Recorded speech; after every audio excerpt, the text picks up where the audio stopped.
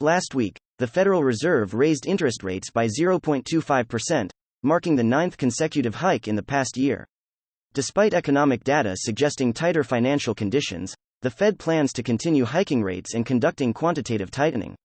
Meanwhile, several U.S. banks, including Silvergate, Silicon Valley Bank, Signature Bank, and First Republic Bank, have required government or private market bailouts. The virus has also spread to Europe, with Credit Suisse being sold off and bondholders wiped out. Deutsche Bank's credit default swaps have increased, indicating potential trouble for one of Europe's largest banks.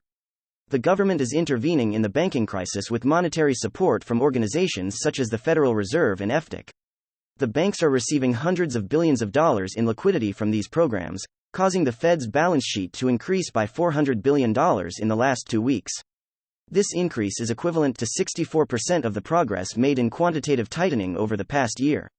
The market is anticipating multiple interest rate cuts before the end of 2023, signaling a return to loose monetary policy. More people are realizing that their money in banks may not be safe due to the debt-to-GDP ratio in the US doubling since the last financial crisis. Bitcoin has risen about 60% this year and is seen as a solution. Deposits are fleeing banks, causing stress, and investors are moving their US dollar deposits into higher yield assets. This puts banks under stress, and swap lines between major global central banks are heavily used, indicating stress. Central banks want to prevent and mitigate future risk. Diversify your wealth to increase resilience, as younger generations trust software over human-led systems. The banking crisis will likely be solved with efforts to provide liquidity, which may increase asset prices due to supply and demand economics.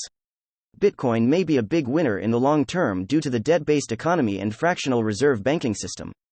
Dollar cost averaging into great assets and holding them for a long time tends to do well, as seen with Bitcoin wallet addresses with 10 bit or less hitting all-time highs.